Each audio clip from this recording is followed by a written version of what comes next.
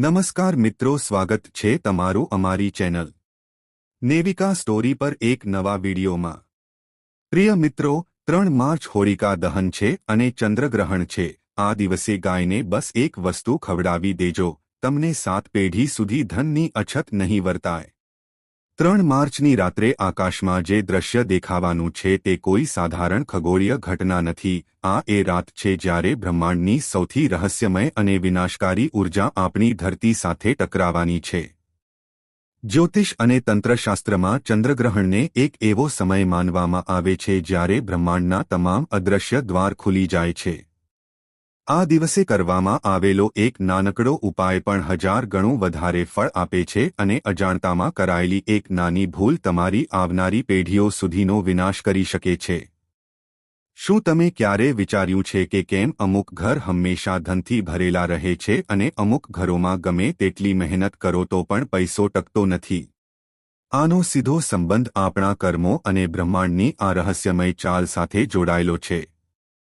પરંતુ આ બધાની વચ્ચે આપણા પ્રાચીન ગ્રંથોમાં એક એવી ગુપ્ત વસ્તુનું વર્ણન છે જે જો તમે આ 3 માર્ચના ચંદ્રગ્રહણ દરમિયાન ચૂપચાપ એક ગાયને ખવડાવી દીધી તો તમારી આવનારી 7 પેઢીઓ પણ ગરીબી શું હોય છે તે પૂરેપૂરી ભૂલી જશે। ધનની દેવી માતા લક્ષ્મી તમારા ઘરમાં સ્થાયી રૂપે વાસ કરશે અને રાહુકેતુ જેવા ક્રૂર ગ્રહો પણ તમારી સામે ઘૂંટણ ટેકવી દેશે।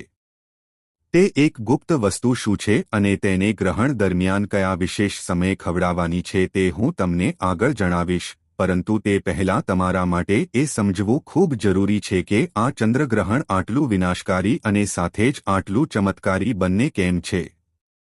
જ્યારે પણ ચંદ્રગ્રહણ લાગે છે ત્યારે બ્રહ્માંડમાં એક બહુ મોટી ઉથલપાથલ મચી જાય છે।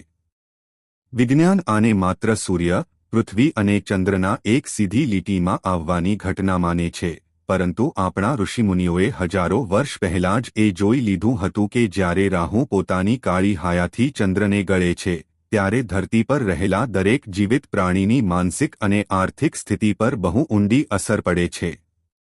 ચંદ્ર આપણા મનનો, આપણી ભાવનાઓનો અને આપણા ઘરમાં વહેતા ધનનો સીધો કારક છે। જ્યારે ચંદ્ર જ પીડામાં હોય છે ત્યારે માણસની વિચારવાની શક્તિ નબળી પડી જાય છે, લોકો ખોટા નિર્ણયો લે છે, ઘરોમાં વગર કારણે લડાઈઝગડા શરૂ થઈ જાય છે અને સૌથી મોટી અસર આપણા ઘરની તિજોરી પર પડે છે। હવે તમે વિચારતા હશો કે આખરે રાહુ અને ચંદ્રની આ દુશ્મનીનો આપણા ઘરના પૈસા સાથે શું લેવા દેવા છે? આની પાછળ એક બહુ મોટી અને રહસ્યમય કથા જોડાયેલી છે જે સીધી સમુદ્ર મંથનના સમયગાળામાંથી આવે છે। જ્યારે દેવતાઓ અને અસુરો મળીને ક્ષીરસાગરમાં સમુદ્ર મંથન કરી રહ્યા હતા ત્યારે તેમાંથી 14 અનમોલ રત્નો નીકળ્યા હતા। તે રત્નોમાં એક સાક્ષાત માતા લક્ષ્મી હતા અને એક ભગવાન ધન્વંતરી હતા જે પોતાના હાથમાં અમૃતનો કળશ લઈને પ્રગટ થયા હતા। જ્યારે ભગવાન વિષ્ણુએ મોહિની રૂપ ધારણ કરીને દેવતાઓને અમૃત પીવડાવવાનું શરૂ કર્યું ત્યારે સ્વરભાનુ નામનો એક માયાવી અસુર વેશ બદલીને દેવતાઓની હરોળમાં જઈને બેસી ગયો। તે માયાવી અસુરે હળથી અમૃતના થોડા ટીપા પી લીધા, પરંતુ જેવું અમૃત તેના ગળાથી નીચે ઉતરવાનું હતું ત્યાં જ બેઠેલા સૂર્યદેવ અને ચંદ્રદેવે તેને ઓળખી લીધો અને ભગવાન વિષ્ણુને ઇશારો કરી દીધો। ભગવાન વિષ્ણુએ તરત જ પોતાના સુદર્શન ચક્રથી તે અસુરનું માથું ધથી અલગ કરી દીધું, પરંતુ કારણ કે અમૃત તેના ગળા સુધી પહોંચી ગયું હતું તેથી તેનું માથું અને તેનું ધ બંને હંમેશા માટે અમર થઈ ગયા। તેનું માથું રાહુ કહેવાયું અને તેનું ધ કેતુ કહેવાયું।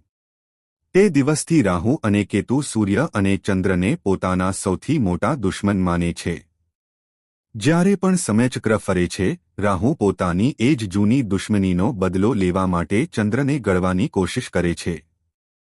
આ જ ઘટનાને આપણે ચંદ્રગ્રહણ કહીએ છીએ।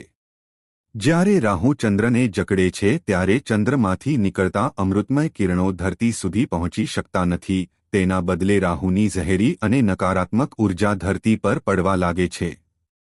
આ જ એ સમય હોય છે જ્યારે નકારાત્મક શક્તિઓ સૌથી વધુ સક્રિય થઈ જાય છે। જૂના લોકો આજે પણ કહે છે કે ગ્રહણ સમયે અમુક વિશેષ કામ બિલકુલ ન કરવા જોઈએ।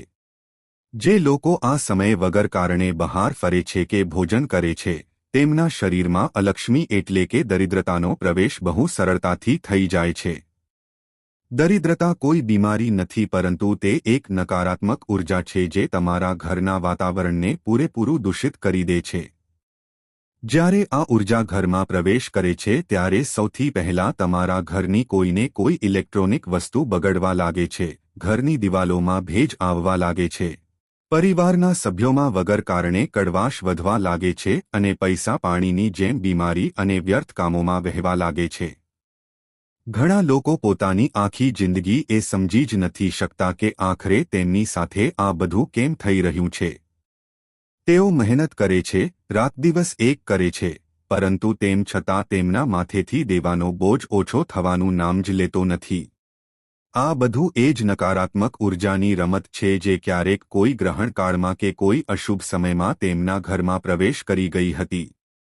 તો શું આ વિનાશકારી ઉર્જાથી બચવાનો કોઈ રસ્તો નથી? શું આપણે રાહુના આ માયાવી પ્રભાવને રોકી શકતા નથી? આનો જવાબ આપણા શાસ્ત્રોમાં બહુ સ્પષ્ટ રીતે આપવામાં આવ્યો છે.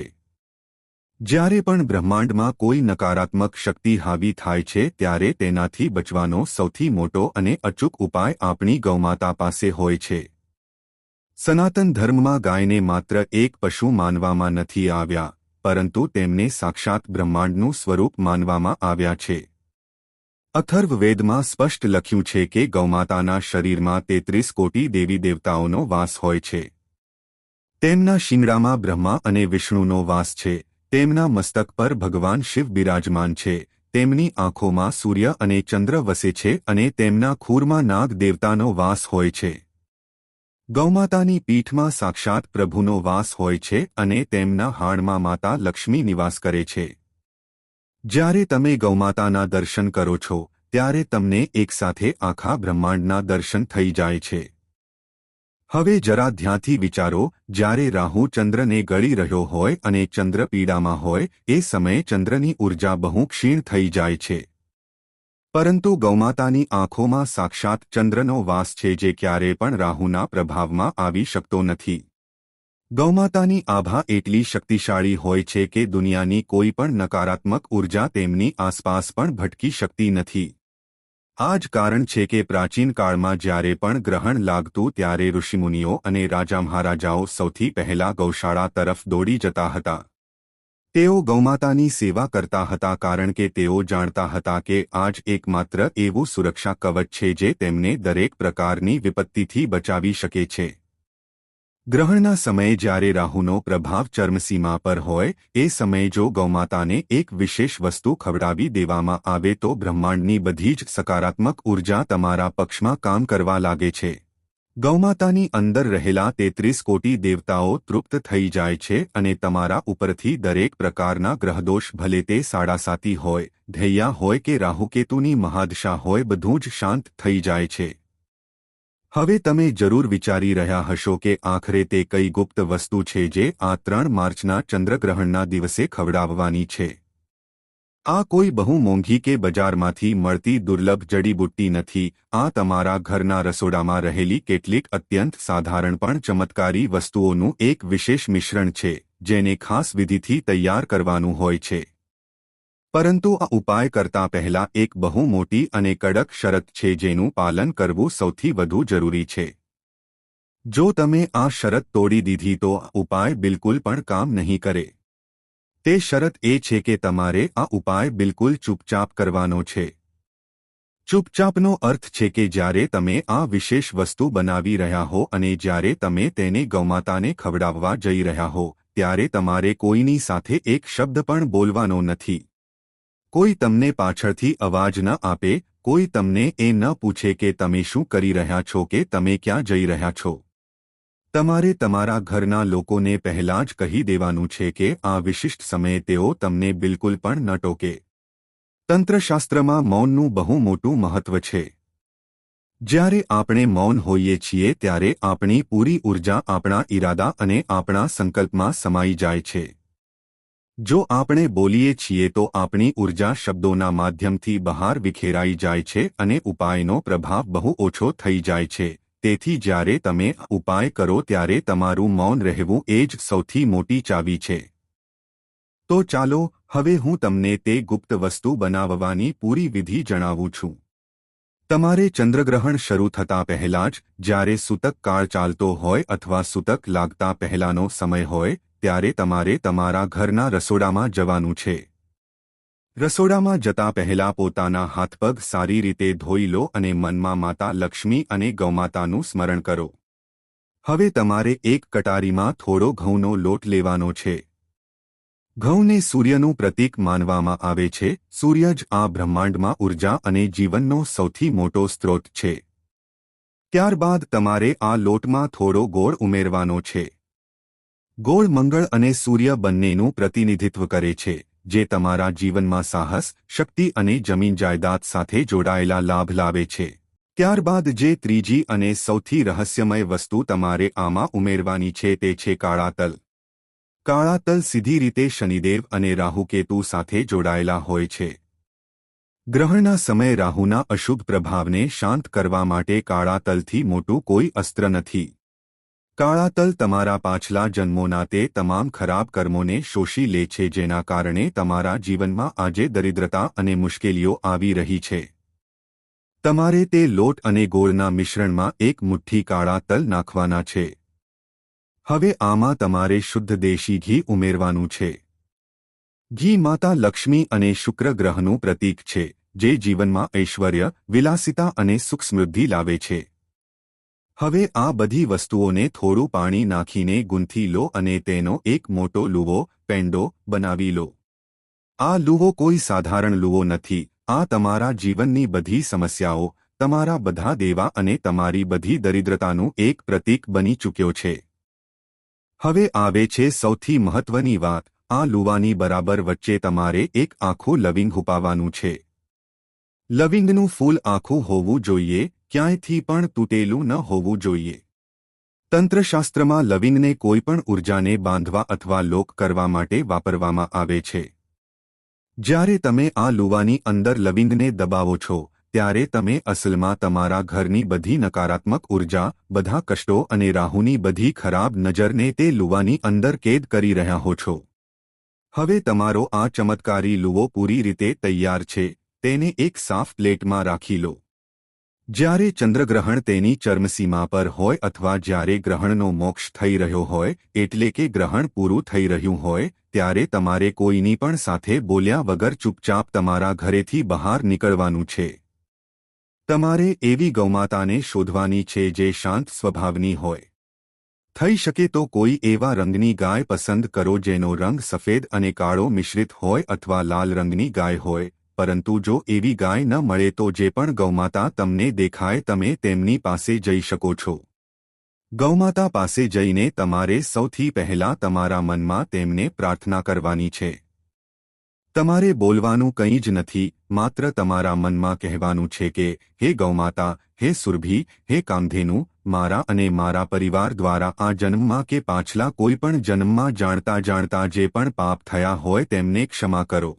મારા ઘરમાં જે પણ દરિદ્રતા છે, જે પણ આર્થિક તંગી છે, તેને તમારા શ્રી ચરણોમાં સ્થાન આપીને હંમેશા માટે નષ્ટ કરી દો.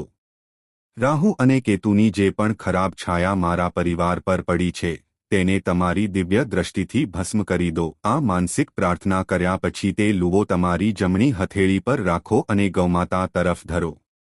જ્યારે ગૌમાતા તે લુવાને પોતાના મુખમાં લેશે ત્યારે તેમની જીભ તમારી હથેળીને સ્પર્શ કરશે. શાસ્ત્રો અનુસાર જ્યારે ગૌમાતાની જીભ કોઈ મનુષ્યની હથેળીને સ્પર્શ કરે છે, ત્યારે તે મનુષ્યની હસ્તરેખાઓમાં રહેલા તમામ દુર્ભાગ્ય, તમામ મૃત્યુયોગ અને તમામ દરિદ્રયોગ તે જ ક્ષણે મટી જાય છે. ગૌમાતાની જીભમાં એટલી અદ્ભુત શુદ્ધિકરણ શક્તિ હોય છે કે તે તમારા ભાગ્યના પાના ફરીથી લખી શકે છે.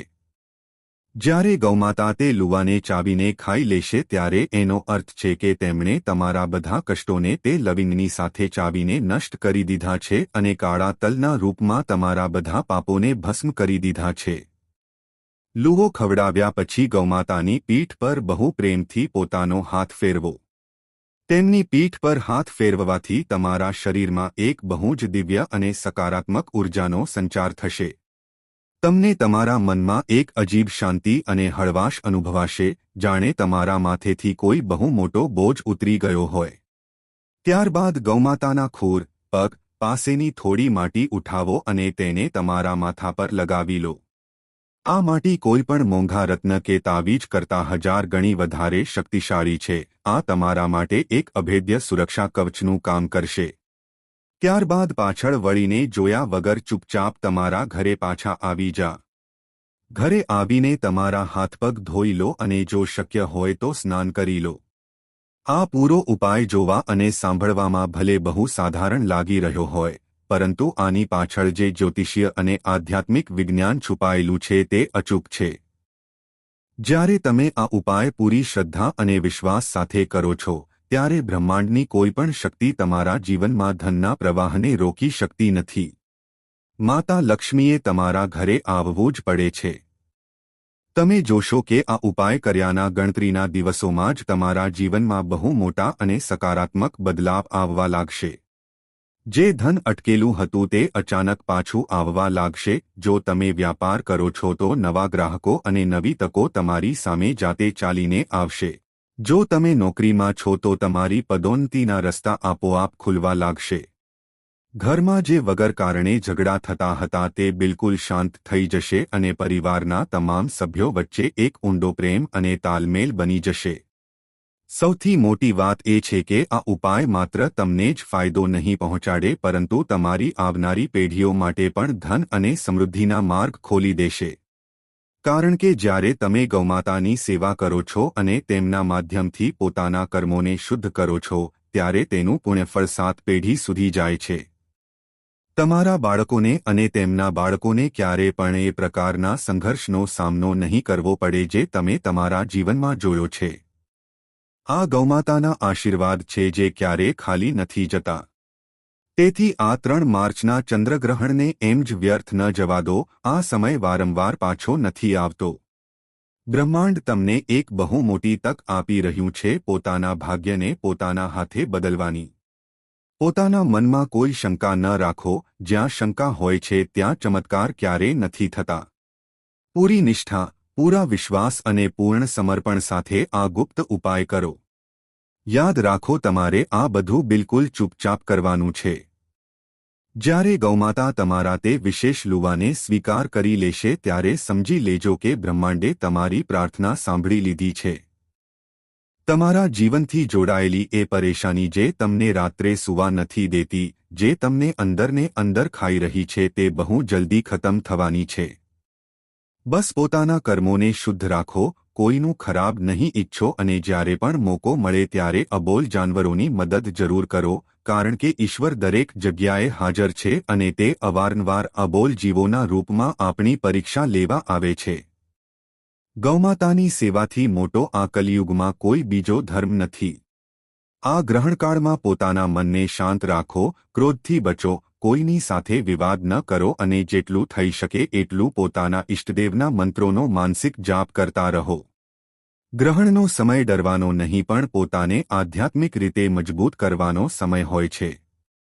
જ્યારે તમે તમારી આંતરિક ઊર્જાને જગાડી લો છો ત્યારે બહારનો કોઈપણ ગ્રહ ગોચર, કોઈપણ ગ્રહણ તમારું કંઈ બગાડી શકતું નથી. તમે પોતે તમારા ભાગ્યના રચયિતા બની જાવ છો. તો તૈયાર થઈ જાવ આ 3 માર્ચની રાત માટે, જ્યારે તમે એક નાનકડા લુવા અને ગૌમાતાના આશીર્વાદથી પોતાના જીવનની સૌથી મોટી જીત હાંસિલ કરવાના છો. દરિદ્રતાને હંમેશા માટે તમારા ઘરેથી વિદાય કરવાનો સમય આવી ગયો છે.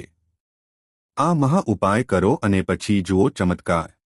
મિત્રો, આ ઉપાય ભલે સામાન્ય લાગે પણ જો પૂરી શ્રદ્ધાથી કરશો તો તેના પરિણામ ચમત્કારી હશે.